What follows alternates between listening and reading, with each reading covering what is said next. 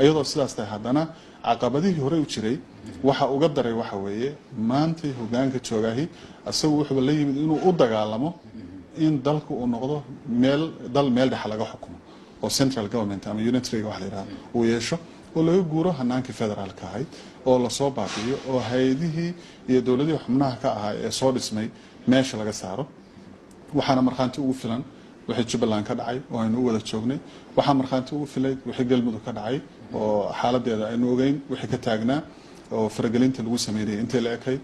oo haatantii ugu dambeysay xoog loo sheeganayay in hay'adihii meesha ka dhisnaa oo run ahaantii aan ka xunnahay oo muddada dheer argagixisada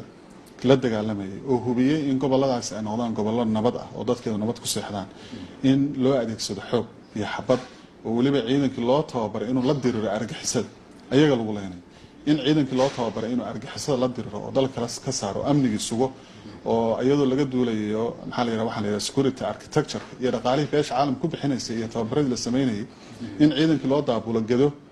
si maamulka Jubbaland lagula dagaalamo meesha looga saaro run ahaantii waa nasiib darro taas ayaana keenaysa oo runtii wax yar oo laga soo qaatay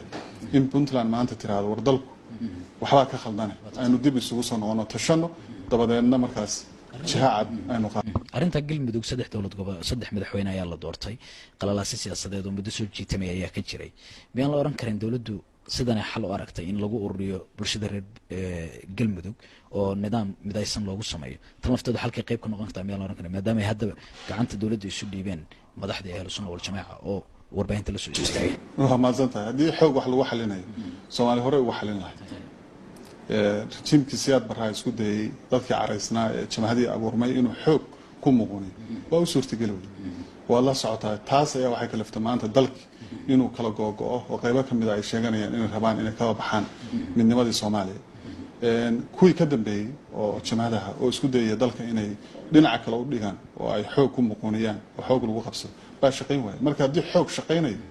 xoog hore u shaqayn lahaa waxaan kaloo rabaa inaan xusno marka laga hadlayo meelaha qaarkood inaynu wada ognahay maanta inaan aysan awood meel ku urursanayn waxaan dareemaysaa dadku in ay ka daaleen colaadi oo daneynayaan dawladnimo iyo dib u heshiisiin maanta dawladda dhexe ee federaalka mas'uuliyiinteeda waxyaalihii sida gaarka looga sugayay waxay ahayd oo mandate-kooda ama laga filayay dhamaystirka dastuurka oo waxyaalaha runtii aadka u taagnaa ahaa oo soo jiitamay